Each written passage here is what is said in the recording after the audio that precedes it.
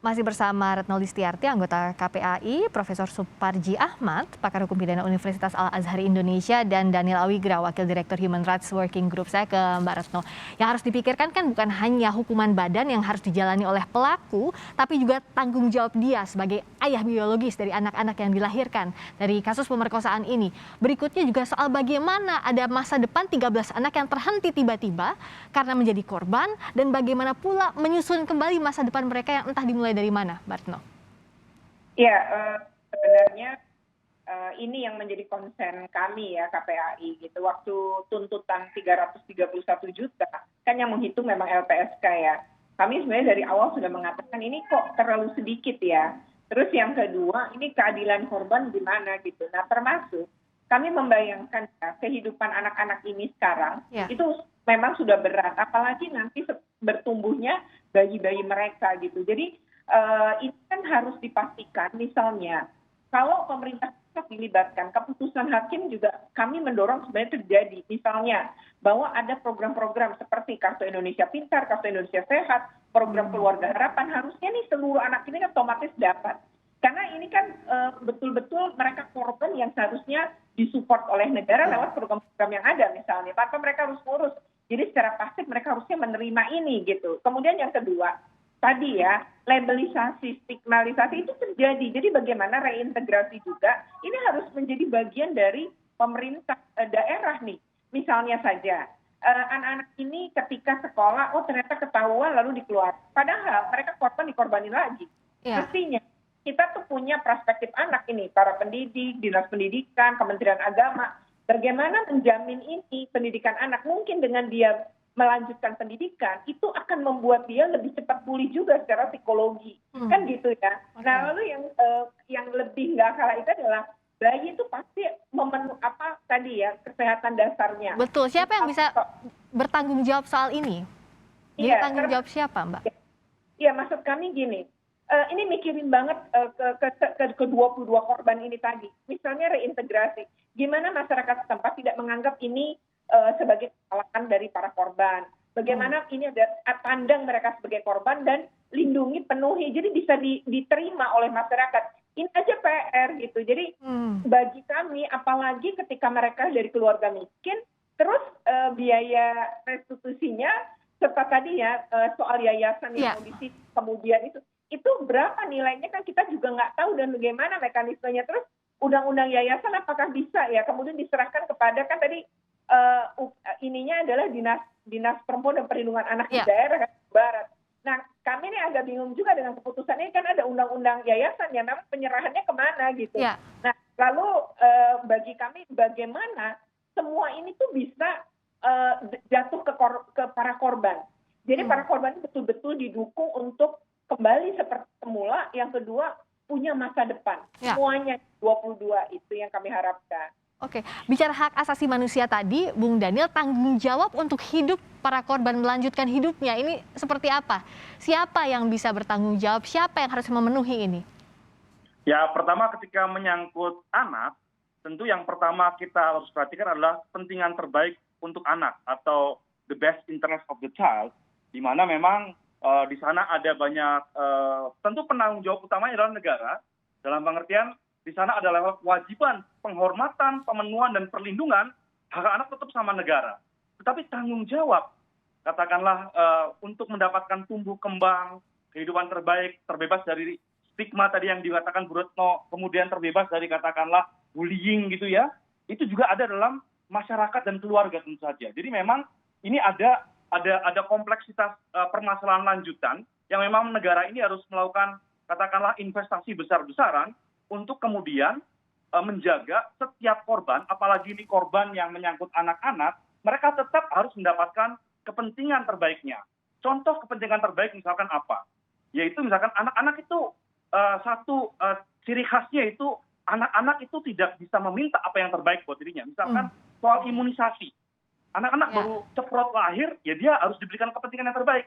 Sama dengan yang menyangkut hak reproduksinya dan sebagainya dalam konteks korban KS ya. Maka penting untuk kemudian ada supporting system, ada pendampingan psikolog dan sebagainya untuk anak tetap tumbuh kembang dengan katakanlah lingkungan yang suportif untuk baik fisik maupun psikologinya. Nah, kenapa kita dari tadi bicara soal bagaimana pertanggungjawabannya mulai dari putusan ini? Karena kan dasar nanti untuk diterapkan ya hukuman ini adalah dari putusan hakim, begitu, Prof. Nah, bisakah ini mengakomodasi vonis hakim ini ke depannya?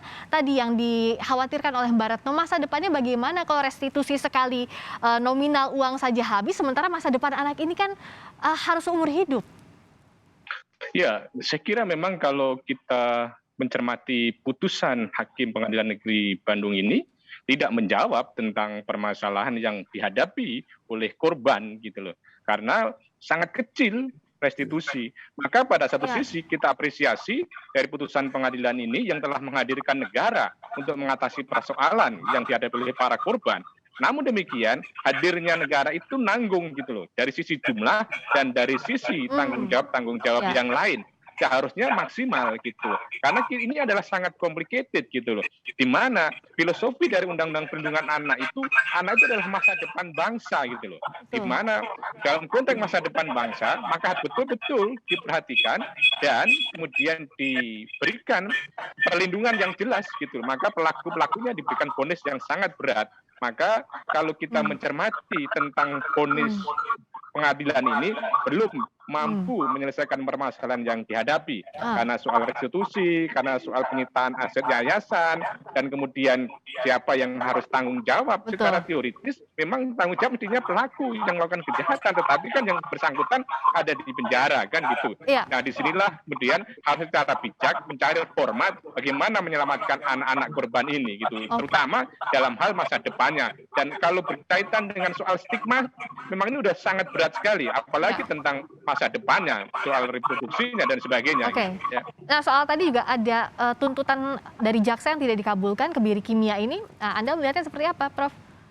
Ya, saya kira ini kan secara normatif kebiri kimia itu dimungkinkan dilakukan gitu, karena yang bersangkutan melakukan tindak pidana persetubuhan. Kekerasan seksual berupa tindak pidana tentang persetubuhan dimungkinkan dan sangat mungkin ini saja ada satu dilema. Kalau sudah dipenjara seumur hidup, di mana penerapan kebiri itu kan setelah menjalani pidana pokok, ngapain lagi ada pidana kebiri tambahan tadi itu. Tetapi hakim tidak berhitung seandainya nanti misalnya di pengadilan negeri atau kasasi itu dianulir putusannya lebih rendah dari seumur hidup, misalnya menjadi 15 tahun, mestinya tetap saja ada sebuah antisipasi berupa kebiri tadi itu gitu loh. Maka kita sayangkan kenapa tidak ada kebirinya gitu loh. Mbak Retno soal ini? Halo. Ya, Mbak Retno, soal tidak adanya kebiri kimia di vonis hakim? Iya, betul. Karena saya sepakat ya dengan Prof itu. Karena gini ya, kan tadi itu kalau kebiri ini kan hukuman tambahan. Jadi hukuman pokoknya diselesaikan dulu, misalnya kena 20. Setelah 20 tahun baru kemudian dilakukan hukuman tambahan kebiri tadi. Jadi selama ketika seumur hidup lah kan dia terus gitu di dalam penjara, artinya sepanjang hidupnya. Sehingga kemudian tidak memerlukan itu. Tapi sebenarnya harusnya memang diantisipasi, artinya itu harusnya menjadi pertimbangan. Kalau kayak gini kan banyak pihak juga menyayangkan misalnya yang mendukung kebiri nih ya. Kalau kita bahas di medsos tuh betul-betul mempertanyakan itu gitu kan. Jadi menurut saya ini harusnya bisa saja sih menjadi satu antisipasi, karena memang di undang-undang itu sendiri memang menyebutkan, walaupun sebenarnya hukuman kebiri juga masih pro kontra ya, terkait dengan ini juga masih pro kontra. Berikutnya kan kalau jaksa masih punya 7 hari untuk pikir-pikir akan banding atau tidak, tapi kalau jika banding yang diambil oleh jaksa, apa harapan dari masing-masing Bapak Ibu yang harus dimasukkan dalam poin banding nanti? Dan kalau bicara soal kemungkinan lebih berat atau tidak tentu dikembalikan ke hakim, tapi harus ada apa saja poin-poin yang dalam banding jaksa nanti, Mbak Retno? Iya, pertama menurut saya harus diberikan bukti-bukti baru ya oleh JPU bahwa ini banyak sekali gitu ya pertimbangan terkait dengan masa depan ke-22 anak ini gitu. Jadi seharusnya ini itu menjadi satu pertimbangan sehingga restitusi akan dihitung ulang oleh LPSK untuk tidak sekecil itu. Kemudian yang kedua adalah peran negara, termasuk maksudnya pemerintah pusat maupun pemerintah daerah itu harus jelas. Karena anak-anak ini trauma healingnya tuh panjang ini nanti. Nggak sama setiap anak, tapi kekerasan seksual itu trauma healingnya ada yang sampai seumur hidup. Artinya bagaimana kemudian sepanjang ini dibutuhkan rehabilitasi psikologi itu, ya mereka terus dapat dengan tanggungan pembiayaan dari pemerintah daerah misalnya gitu. Jadi ini Oke. menurut saya yang harusnya diperbaiki agar ada keadilan ya terhadap anak. Mas Daniel? Ya, pertama saya tidak sepakat dengan hukuman kebiri ataupun itu tuntutan yang mungkin bisa dilayangkan kembali ketika banding, karena memang baik hukuman mati maupun hukuman kebiri adalah satu bentuk apa yang dikatakan sebagai state sponsor untuk penyiksaan. Jadi negara mendukung upaya penyiksaan, sementara negara kita sudah berkomitmen untuk tidak melakukan penyiksaan melalui ratifikasi konvensi anti penyiksaan. Artinya memang undang-undang katakanlah perlindungan anak di mana ada memungkinkan hal tersebut, tapi memang itu masih bisa di-challenge sendiri dengan norm setting atau undang-undang kita itu masih belum comply karena memang masih mendorong negara untuk melakukan kekerasan gitu ya, mengintroduksi kekerasan bahkan penyiksaan karena memang itu dilakukan oleh dan menggunakan uang negara, sama seperti hukuman mati. Untuk efek jera tidak jadi pertimbangan, Bung Daniel, soal ini? Siapa? Maaf? Untuk efek jera tidak jadi pertimbangan soal kebiri-kebiri ini? Tidak ada kaitannya antara efek jera dan hukuman mati ataupun hukuman kebiri. Sejauh itu studi mengatakan seperti itu, ketika kita studi hukuman mati tidak ada kaitan langsung antara efek jera dengan hukuman mati. Justru memperbaiki tata kelola, katakanlah preventive action-nya yang harus diperkuat. Misalkan penyediaan undang-undang yang cukup jelas untuk mengatur tindak kekerasan seksual itu jauh meskipun lebih. Yang membuat geram publik ini kan ada 13 anak, Bung Daniel, dan ini jadi contoh. Betul. Untuk ke-13 anak itu kita sepakat bahwa fokus untuk pemulihan. Saya sepakat sama Bu Retno juga bahwa harus ada tanggung jawab komprehensif pemerintah pusat dan pemerintah daerah.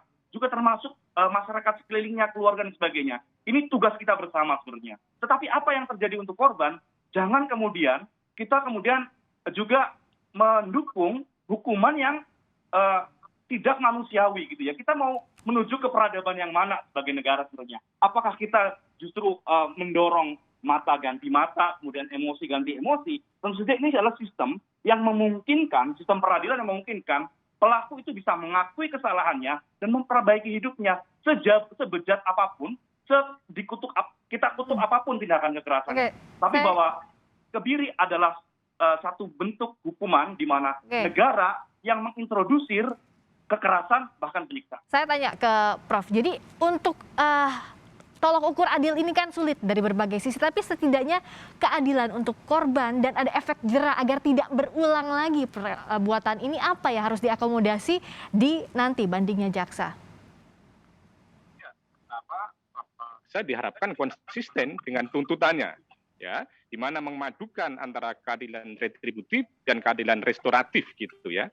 Perdebatan soal hukuman mati dan soal kebiri, saya kira perdebatan yang sudah terjadi ya selama ini, dan kemudian kita meyakini bahwa para pembuat undang-undang kita, DPR bersama pemerintah, dalam proses legislasi itu sudah mempertimbangkan aspek filosofis, sosiologis, dan yuridis, sehingga kemudian ketemu pada formula adanya pidana mati dan pidana kebiri tadi itu. Jadi di sini saya kira adalah tentunya satu mekanisme yang kemudian dirumuskan dalam rangka tadi, selain menjerakan, kemudian yang kedua juga dalam rangka kemudian memulihkan setidaknya ada pemulihan rasa emosi ya para korban ketika kemudian orang-orang itu pelaku itu melakukan sebuah kekerasan kejahatan yang sangat biasa. Prof, kita akan lanjutkan ini usai kumandang azan maghrib untuk wilayah DKI Jakarta dan sekitarnya. Mungkinkah rasa keadilan ini didapatkan dari sistem hukum? Sesaat lagi.